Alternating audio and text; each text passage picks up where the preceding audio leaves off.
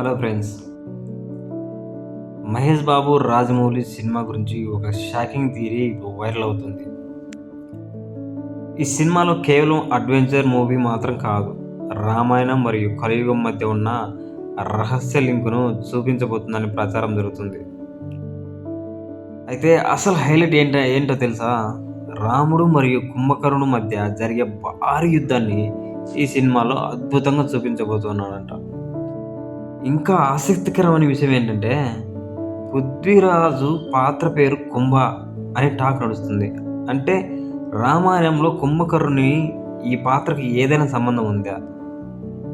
మరి కుంభ వెనక ఇంకొక సూపర్ విలన్ కూడా ఉన్నాడా?